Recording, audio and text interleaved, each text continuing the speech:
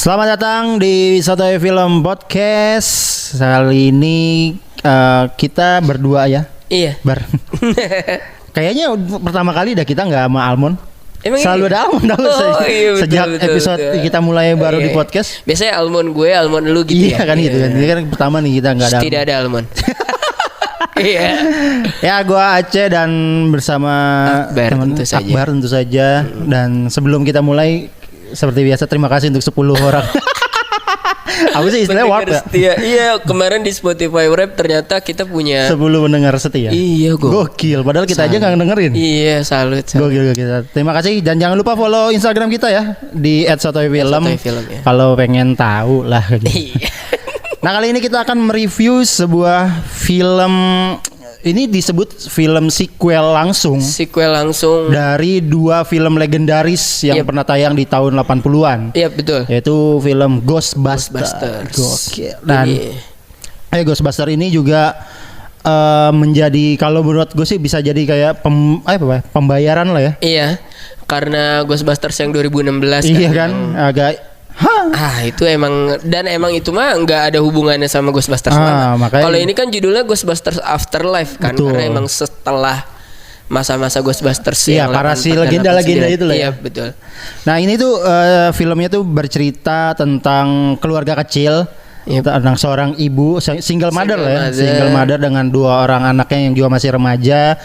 Di mana keluarga ini mengalami kebangkrutan secara finansial ya. Dan dia kemarin juga diusir gitu kan dari rumahnya. Akhirnya terpaksa harus pindah ke rumah bokapnya yang baru meninggal beberapa waktu lalu gitu kan di ceritanya. Ke daerah apa? Somerville. Iya, betul. Sebuah desa yang bisa dibilang bahkan penduduknya aja bilang ini desa apa, tempat apa sih ini gitu kan. Ini disebutnya desa yang tidak menjanjikan kehidupan. Lu ngapain datang ke tempat ini sih gitu ya. Jadi ya mereka akhirnya terpaksa pindah ke rumah itu, dan rumah yang tua lah ya. Rumah tua yang dikenal oleh warga sekitar sebagai rumah petani tanah yang mengerikan.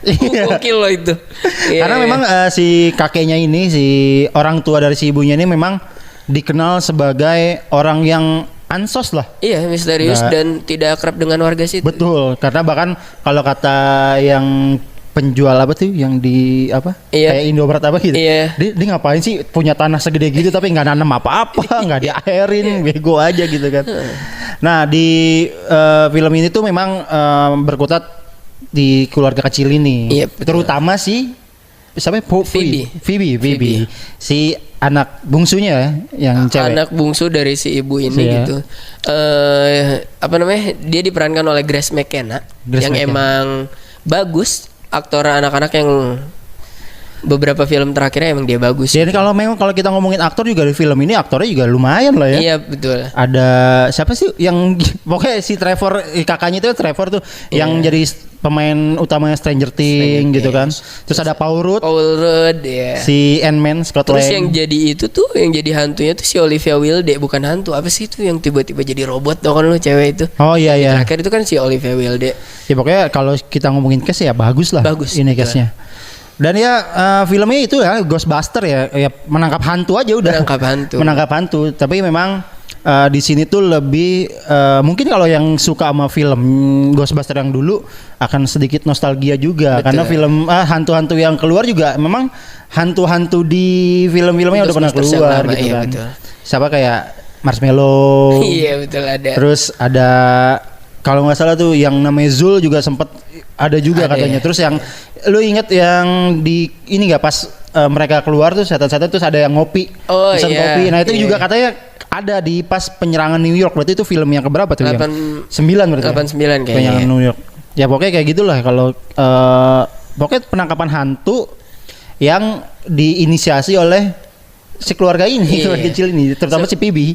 Sebetulnya kalau di film ini si Phoebe itu nggak ada niatan untuk menjadi Ghostbusters juga. Dia tuh hanya memiliki ketertarikan terhadap sains. Kebetulan di rumah mendiang kakeknya ini ternyata ada alat-alat yang ini apa nih gitu. Dan dia kan juga nggak percaya hantu, apalagi ngomong sama si temennya podcast. Iya. Ngomong sama dia, gue nggak percaya hantu kok. Terus habis itu nggak tahu catur gitu kan? Ya tidur ada catur. Podcast juga keren banget lagi ya. Oh iya, dia mulai percaya tentang misteri itu ya Main catur. Yang catur. Yang orang mah bangun liat, ih catur bergerak, bukannya takut apa? Malah diladenin. Dia berangkat sekolah pulang lagi jalan jalanin terus itu. Dan itu kan gerak ya catur ya.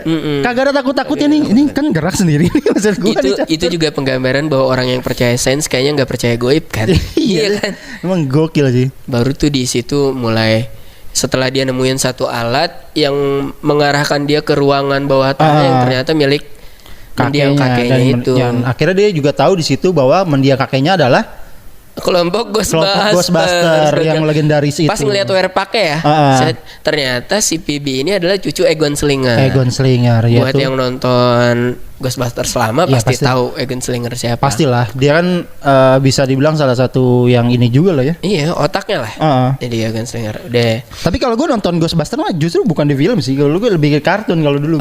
Iya dulu. Ghostbuster mah dulu ada kartunnya kan. Ada kartunnya. Iya tuh. Makanya gue agak-agak kalau dulu seingat gue di kartun itu penangkap hantunya tuh bentukannya ini tahu lingkaran gitu. Oh iya. Kalau itu kan dia kan kotak kan beda kan. Jadi makanya agak beda juga gue. Yeah. Nah kalau misalnya ini deh yang kita suka atau yang lu inget lah dari film ini. Gue inget, gue sukanya malah bukan suka dulu apa? Bangsat. Gue seneng sama cara beberapa sekarang tuh film-film penangkapan hantu kayak gini tuh kayaknya trennya selalu menggunakan anak-anak. Gak tau dibikin lebih menyenangkan mungkin menghadapi horor gini karena setelah It kan sekarang ada ini. Gue seneng sama podcast. Karakter podcast juga lucu gitu. Dia emang diletakkan untuk komedi. Karena emang lucu banget sih bocah itu. Iya, gue malah kurang ini sih. Menurut gue si Paul Rudd di situ kurang fungsi, sayang banget gitu. Kurang fungsi. Iya, explore ya si. Dia cuma jadi gurunya si PB dan ya udah guru aja seneng sains udah. Dia cuma jadi kayak pembuka bahwa itu tuh Ghostbuster gitu. Iya. Habis itu ya udah beres aja gitu. Dia malah kesurupan jatuh cinta ke Maya PB, udah itu aja gitu. Kalau lu? Gua apa ya? Kalau yang gue suka ya pasti si podcast lah kalau karakter ya. Sama ini siapa yang cewek yang ditaksir Trevor tuh? Oh iya. Aduh lupa gue namanya. Laki Anaknya polisi. Anaknya polisi. Nah itu juga gue agak tertarik juga sih karena memang secara karakter dia gimana ya, cewek-cewek yang tangguh. Cewek tangguh betul. Dan si Trevor kan pertama kali lihat langsung jatuh cinta gitu. Terus saya tanya umurnya dong. Berapa umur lu? 17. Iya. Pasti akhirnya dikasih tahu, "Hah, lu baru umur 15 tahun." Iya betul. Enggak, udah Februari gua 16. Tapi kan sekarang masih Juni. Masih jauh. Masih jauh dong lu. Iya. Itu sih gua suka tuh sama dua karakter itu. Kalau yang nggak disuka sih ya sama lah, gue Paul Rudd kali ya. Sama ini sih Bar, kalau gue di endingnya tuh kayak terlalu gimana ya kalau menurut gue ya, kayak ya udah dipaksa gitu. Lu sadar nggak sih kalau setannya si Gozer ini kayak kagak ada ngapa-ngapain? Nggak ngeganggu, bahkan mungkin bukan nggak sempet dikasih kalau dia tuh benar-benar sebagai penghancur gitu. Karena nggak ada satupun karakter utama yang mati. Iya kan, maksudnya siapa kayak gitu mati karena Gozer bangkit gitu. Iya gitu, maksud gue kayak malah yang ngeganggu malah setan-setan lain yang keluar gitu. Kalau dianya malah ya udah gitu aja gitu, kayak nggak dikasih porsi yang. Akhirnya mereka tuh sama-sama. Kayaknya ini film di settingnya buat endingnya gitu ya. Nostalgia dan epic ending yang kerja sama nangkep satu makhluk ini gitu. Cuman dibuat itu tapi kalau menurut gue kurang dibangun untuk itunya sih. Dan ngeiniin juga bahwa yang direncanakan oleh kakeknya oleh si Egon Slinger berhasil. Benar, iya. Jebakan-jebakan yang disiapkan di lahan seluas itu pun berfungsi. Ya karena kan di sini kan diceritakan kalau si Egon ini kan nggak dipercaya oleh teman-temannya karena disangka gila segala macam, dan ternyata memang dia orang yang bahkan merencanakan penahanannya bahkan dari tambang itu kan. Kalau dia kan dikasih lihat tuh yang pas di tambang dia pengen keluar alatnya ini. Ya dari situ sih paling jatuhnya kayak gitu doang sih. Jadi sayang aja kalau kata gue si Gozernya ini. Betul. Tapi karena gue nonton waktu itu, kan ini film genrenya untuk keluarga ya, semua umur. Karena gue nonton di beberapa kursi depan gue tuh ada keluarga. gue seneng ngelihat ekspresi anak-anak saat nonton saat penangkapan hantu di scene akhir. Mereka bahkan ada yang pengen tepuk tangan karena emang epic ending gitu. Wah, ketangkep udah gitu kan. Walaupun bener hantunya nggak nakut-nakutin. Iya. Si Gozernya nggak sebahaya itu. Nggak dibuild sampai sebahaya itu loh ya setan ini. Jadi cukup wajar kalau dari kritikus kurang bagus, tapi dari audience score tinggi karena seneng-seneng aja penonton kayaknya. Jadi kalau gue juga sih kalau untuk sebagai orang yang mengikuti Ghostbusters meskipun nggak nonton film ini ya, tapi cuma di kartun segala macam. Tapi ya seenggaknya kita tahu lah Ghostbusters itu dengan mobil yang wow gitunya kan, ya cukup terhibur aja sih. Ya betul. Kalau skor lo dari dulu berapa gitu? Gue 7,5/10 deh. Ya gue sama lah 7,5 juga. Ya. Kayak ya menghibur aja sih ini film. Betul. Dan masih tayang juga di bioskop. Jadi kalau emang lu adalah penonton Ghostbusters zaman dulu atau sama kayak gue cuma nonton kartunnya dan pengen nonton filmnya, atau yang kecewa dengan film tahun 2016, nah ini menurut gue bisa membayar lah.